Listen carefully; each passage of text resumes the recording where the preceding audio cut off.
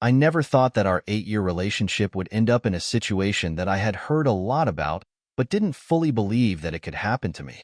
I couldn't even imagine that my wife would do this to me because I invested in our marriage as it was necessary, but apparently this life has its own plans. Everything was great, or at least I thought so. My wife, Megan, and I met 7 years ago. She was bright, ambitious, and caught my eye. At first, I didn't think we'd connect, but over time, her energy drew me in. We balanced each other out, or at least I thought we did. At first, everything was great. We built a life together that felt solid. Our routine was simple but fulfilling, cooking dinner together, watching TV shows, going on weekend trips when we could. I was content, and for a while, I thought she was too. Then quarantine happened. We were both working in the same office before COVID, but when the lockdown started, we transitioned to working from home. At first, it felt like an adventure. We'd have lunch together every day, joke around, make the best of it. But as the months dragged on, our differences started showing in ways I hadn't noticed before. I kept my same routine, waking up early, showering, putting on a suit even though I had nowhere to go. It helped me feel like things were still normal. Megan, on the other hand, completely let go. She started working in pajamas, waking up late, sometimes skipping work entirely to play video games or scroll through her phone. At first, I laughed it off. It was just her way of coping. But then, small jokes turned into teasing. Teasing turned into irritation. One day, I was on a video call with my boss, and Megan walked into the room in a hoodie and shorts, loudly slurping a smoothie. She knew I was in a meeting, but she acted like it didn't matter. When I muted my mic and asked her to give me some space, she rolled her eyes and said, "Relax, Elon, it's just a job. No one cares." That stung. I cared. Things only got worse from there. I started noticing how much she was pulling away, like she was getting bored of me, bored of our life.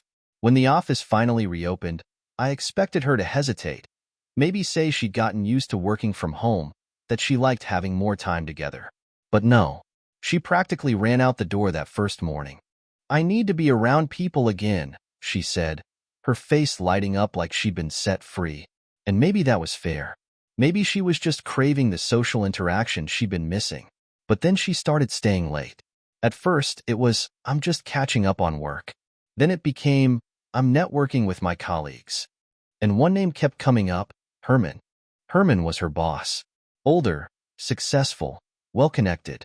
I'd met him a couple of times at office events before the pandemic. He seemed charming in that polished, corporate way. The kind of guy who could talk his way into or out of anything. But I never really thought about him beyond that, until Megan started talking about him more and more. "Herman thinks I should take on a bigger role at the company. Herman says I have leadership potential."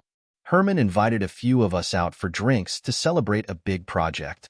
At first, I was proud of her. She was ambitious. She wanted to grow in her career. But then the small things started adding up. She started dressing differently for work. More polished, more put together than she ever was before the pandemic. She used to throw on whatever was clean, but now she spent extra time in front of the mirror, choosing the right outfit, doing her hair just right. She was glued to her phone at night, smiling at texts she never shared with me. When I asked about the late nights, she brushed it off. "It's just work stuff." One night, I woke up around 2 a.m. and saw her sitting in the living room, staring at her phone with this weird smile on her face. I asked her what she was doing, and she jumped like I'd caught her doing something wrong. Then she laughed and said, "You scared me. I was just scrolling." But something in my gut told me that wasn't the whole truth. The tablet that changed everything. It all started when Megan casually asked me to wipe her old tablet. She had just upgraded to a new one, and the old device had been collecting dust in a drawer for months. "Can you erase everything?" she asked over breakfast, handing me the device. "I'm thinking of selling it." I nodded, taking the tablet without a second thought. But later that day, as I sat down at my desk, something gnawed at me. Over the past months, Megan had been growing more distant, more secretive. She was always on her phone, smiling at texts she never shared. Her boss's name had started popping up too often, casual mentions at first, then more personal comments. I had ignored the signs for too long. So, instead of erasing the tablet right away, I decided to check it. At first, there was nothing unusual: emails, old photos, shopping apps. But then I found the messaging app she had forgotten to log out of. And that was where my world shifted. There, in black and white, was everything I had suspected but had refused to admit. Long conversations with Herman, late-night exchanges filled with laughter, teasing, and inside jokes. Comments about me, mocking, dismissive. And then, the confirmations I could never ignore. Can't wait for our next weekend together. My husband is so clueless, it's pathetic. He actually believes I'm working late. I don't even have to try to hide it. You're the only real man I've ever been with. I felt a cold numbness spread through me as I read those words. My hands shook, but my mind remained clear. I copied everything: screenshots, messages, even a few voice recordings she had sent him. I backed it up to a secure drive and then, finally, wiped the tablet clean. That evening, I acted like nothing had changed. I handed the device back to her and even joked, "All wiped. No turning back now." She smiled, completely unaware that she had just handed me the key to her own downfall. The plan.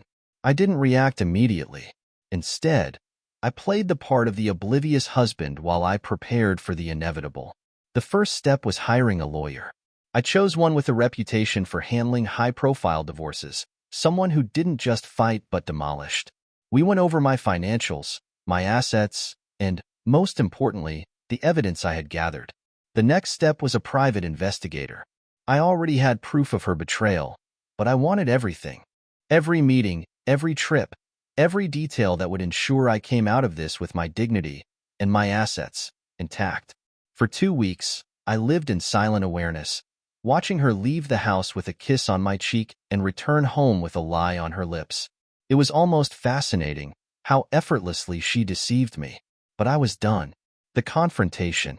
I had intended to wait for the right moment, to let my lawyer handle everything. But one night, I just couldn't do it anymore. We were sitting in the living room, her scrolling through her phone, me pretending to read. The house was quiet except for the occasional sound of her chuckling at some message, probably from him. I set my book down. "Megan, how long have you been with Herman?" She froze. For the briefest second, I saw panic flicker across her face. But then, just as quickly, she composed herself. "What?" She laughed, but it sounded forced. "What kind of question is that?" I leaned forward, resting my elbows on my knees. "Don't lie to me, Megan." "I know." Her smile faded. "You're being ridiculous." I pulled out my phone, opened the file of screenshots, and tossed it onto the coffee table in front of her. She stared at it, her face draining of color. Then, something changed. Instead of breaking down, instead of begging for forgiveness, she smirked. "So, you finally figured it out," she said, leaning back against the couch. I wasn't prepared for that. I had braced myself for denial, for tears, for excuses. But this? "You were never a real man to me, Elon," she continued, her voice almost amused. "You were just convenient, a stepping stone. And now that we're here, I guess it's time to move on." I felt my stomach twist, but I kept my expression neutral. "In the divorce," she went on, stretching like she had just finished a satisfying meal, "I'll take half. And trust me, I'll make sure it's the good half." I nodded slowly, as if considering her words. Then I stood up. "All right," I said. "If that's how you feel, let's make it official." Of course I was bluffing. She blinked, surprised at my lack of reaction. "You're not even going to fight for me?" she asked, almost insulted. I looked her in the eye. "Megan, you were lost to me a long time ago." Then I walked upstairs, leaving her sitting there in silence. The goodbye she'd never forget. My lawyer and I had already planned how to serve her the divorce papers. But after our conversation, I decided to add a little extra touch. It took a few calls, but by the end of the week, I had everything arranged. On Monday, a massive cake was delivered to Megan's office. A grand, multi-layered masterpiece, decorated in elegant white frosting. On top was a large, edible image. A photo of Megan and Herman at a hotel, holding hands. And below it, an elegant script. "Congratulations on the loss of a real husband." The divorce papers were placed neatly in an envelope beside it. The moment the cake was unveiled in her office, chaos erupted. My phone blew up with messages from mutual friends, coworkers, even distant acquaintances. Megan had screamed, thrown the cake on the floor, and stormed out. But not before every single one of her colleagues saw it. The image of her and Herman, smeared with frosting, was still very much visible on the office floor. The fallout of her own actions. After the whole cake incident, Megan did what she always did when things got tough. She ran. This time, straight to her mother's house. I knew she would try to reach out. The very night she left the office in disgrace, my phone lit up with calls from her.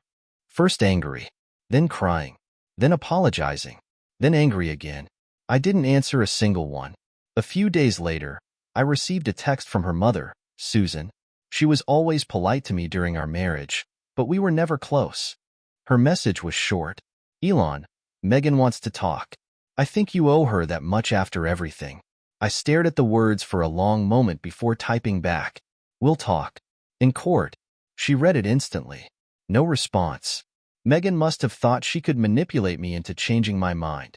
Maybe she believed that, with the right mix of tears and guilt-tripping, I'd take her back or at least settle on terms that benefited her. She underestimated just how done I was. The divorce battle she thought she'd win. Megan walked into the courtroom with the confidence of someone who thought she was about to walk away with half of everything. I could see it in her eyes, the smug assurance that no matter what happened, she'd still land on her feet. After all, that's what she always did. She used people, drained them of everything she could get, and then moved on to the next opportunity. She expected to take 50% of my house, a generous monthly alimony payment, and a clean slate to start her new life. She got none of it. Thanks to the evidence I collected, her adultery was undeniable. My lawyer made sure the judge saw every single screenshot, every smug text she had sent Herman, every lie she had told me. And the best part? Since my house was purchased before the marriage, and since we had a separate finances agreement, she had no claim to it. The judge ruled that she wasn't entitled to half. No house, no alimony, no financial cushion to fall back on. In the end, the court awarded her a minimal settlement, just enough to cover a few months of rent. Megan's face was frozen in shock when the ruling was announced. It was the first time I had ever seen her without an escape plan. When we left the courthouse, she tried to approach me. Maybe she was going to beg. Maybe she was going to lash out. I didn't wait to find out. I walked away, watching her life fall apart from a distance. After that, Megan disappeared from my life. No more texts, no more calls. But that didn't mean I stopped hearing about her. Rumors spread fast. People who once flocked around her, friends, colleagues, socialites, started avoiding her. The same coworkers who used to laugh at her stories about dumb old Elon were now whispering behind her back, distancing themselves from the scandal. And Herman? He dropped her like a bad habit. Apparently, his wife did file for divorce, and he had to do serious damage control to save his career. The last thing he needed was to be associated with Megan any longer. Megan had once bragged about how powerful and respected Herman was. Now, he wouldn't even return her calls. She tried to hold on at work for a while, but the pressure was too much. People whispered when she walked past. Others avoided making eye contact. I heard she quit under the excuse of wanting to focus on her personal life, but in reality, she simply couldn't handle being the office joke. With no job, no reputation, and no financial security, Megan had to figure something out. And that's when she rebranded herself. I didn't think about Megan much after the divorce. I had my own life to rebuild, my own future to focus on. But then, one afternoon, I was mindlessly scrolling through my phone when something caught my eye. A blog post. The title? Gaslighting, Manipulation, and the Man I Thought I Knew. The author? Megan. I clicked out of pure curiosity, and there it was. A full-blown sob story about how she had been trapped in a toxic marriage with a controlling and manipulative husband. How I had emotionally neglected her, forcing her to seek comfort elsewhere.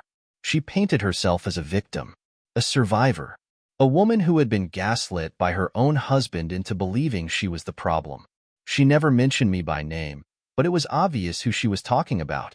And in case anyone didn't put it together, She made sure to include a vlog in which she dramatically wiped away fake tears, describing how she lost herself in a marriage built on lies. I stared at the screen, stunned for a moment. Then, I laughed. Of course, this was her next move. She couldn't win in court. She couldn't manipulate me anymore. So what did she do? She rewrote the narrative. She wasn't the cheater anymore. No, she was a woman rediscovering herself after escaping a cruel and heartless husband. She went all in on this new persona, too.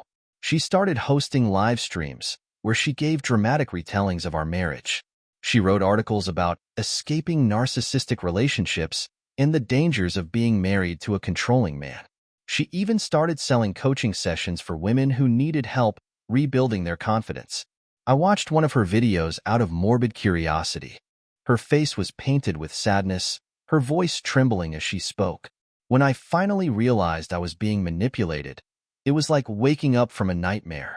He made me feel like I was the problem when, in reality, I was just trying to survive. I want to help other women recognize the signs before it's too late. I turned it off before I could roll my eyes so hard they got stuck. The truth always wins. Megan thought she could build a new career off twisting the truth. And for a while, it seemed like it might work. She gained followers, people who wanted to believe her story. She got sympathy, support, encouragement. But here's the thing about lies. They don't last. That's when I had an idea. The return of the cakes. Megan had humiliated me behind my back for months before I caught her. I had exposed her in the most public way possible, and she had lost everything. Now, she was trying to rewrite history. I couldn't let that stand. I didn't want revenge. I had already won. But if she was going to keep playing this role, then I was going to make sure she knew I was still watching. So, I sent her a cake. A big, beautifully decorated cake, delivered right to her apartment. On top, in elegant script, were the words, "Life is beautiful. Thank you for caring." It was perfect. I knew how she'd react. She'd see the cake, realize I had sent it, and lose her mind. And thanks to social media, I didn't even need to guess her reaction. Within hours, Megan posted a dramatic video on her blog. "I can't believe this," she huffed, waving her hands like a soap opera actress.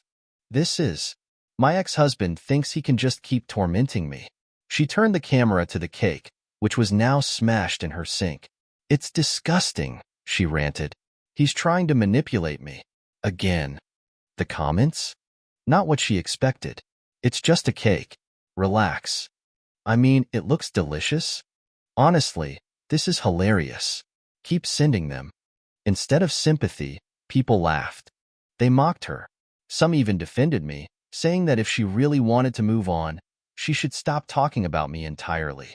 She tried to argue in the comments, but it only made things worse. So, I sent another cake.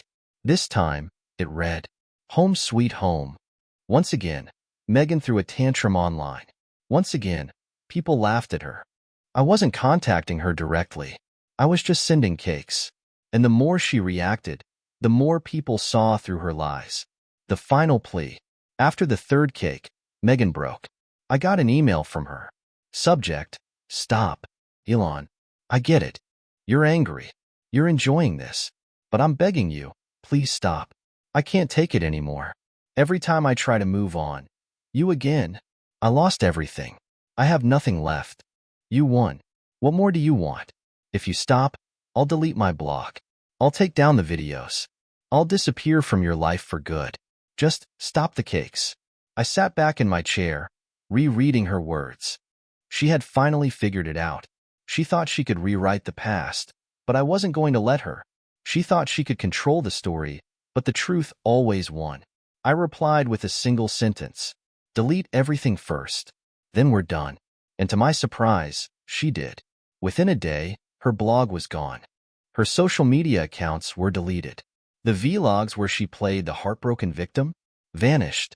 She tried to rewrite the narrative, but in the end, even she knew she had lost. Moving on. With Megan finally out of my life, I felt something I hadn't felt in years. Peace. No more lies. No more manipulation. No more wondering if the person I loved was secretly mocking me behind my back. I had been free from her legally for months, but now I was truly free. I started focusing on myself again. My job was going better than ever. I reconnected with old friends who actually valued me. And for the first time in a long time, I felt happy.